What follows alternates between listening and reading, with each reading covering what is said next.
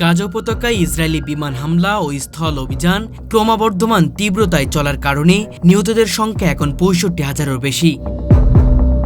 সাধারণ নাগরিকদের উপর নির্বিচারে হামলা, হাসপাতাল, স্কুল, মসজিদ এবং আবাসিক এলাকায় বিমান হামলা চালানো হয়েছে, যা মানবিক বিপর্যয়কে আরও গভীর করছে।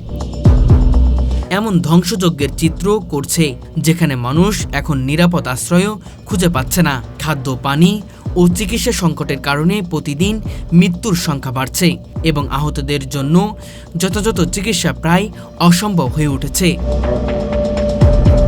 স্থানীয় আন্তর্জাতিক মানবাধিকার সংস্থাগুলো বলছে, এই হামলাগুলো পরিকল্পিত হত্যাযজ্ঞের চিহ্ন বহন করছে। হাসপাতালগুলোতে রোগীর চাপে ঠাসা, ডাক্তার ও নার্সের নিরাপত্তাহীনতা প্রবল এবং জীবন রক্ষার চেষ্টাও প্রায় অসম্ভব হয়ে পড়েছে। শিশুদের শিক্ষা বন্ধ, পরিবার বিভক্ত এবং মানুষ নিত্য প্রয়োজনীয় সেবার অভাবে দুর্বিষহ অবস্থায় জীবনযাপন করছে। আন্তর্জাতিক সম্প্রদায়ের বিভিন্ন দেশ এবং মানবাধিকার সংস্থা এখন দ্রুত পদক্ষেপ নেওয়ার আহ্বান জানাচ্ছে। যদিও কিছু দেশ ও সংস্থা সহায়তা পাঠিয়েছে, তবুও সামরিক হস্তক্ষেপ এবং রাজনৈতিক সমাধানের অভাবে পরিস্থিতিকে আরও ভয়াবহ করে তুলছে।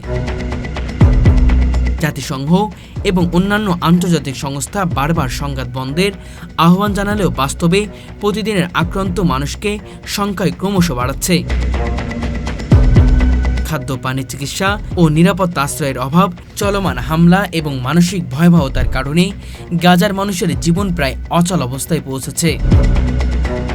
গাজা এখন মানবতার ইতিহাসে এক গভীর সংকটের প্রতীক হয়ে দাঁড়িয়েছে। এখানে প্রাণহানির সংখ্যা ক্রমশ বাড়ছে। আন্তর্জাতিক সম্প্রদায়ের নিরাপত্তা এবং পর্যাপ্ত পদক্ষেপের অভাব পরিস্থিতিকে আরও ভয়াবহ করে তুলেছে। কিন্তু মানবতার আহ্বান এখনও থেমে যায়নি।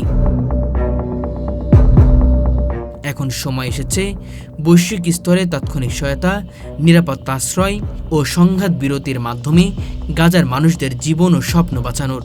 যদি দ্রুত এবং কার্যকর পদক্ষেপ না নেওয়া হয়, তবে গাজা কেবল ধ্বংসচিহ্ন হয়ে থাকবে না, বরং মানব ইতিহাসের এক গভীর ক্ষতের প্রতীক হিসেবেও স্মরণ করা হবে। মানবতার শেষ আশার দীপই এখন এই ধ্বংসযজ্ঞের মধ্যে জ্বলতে হবে।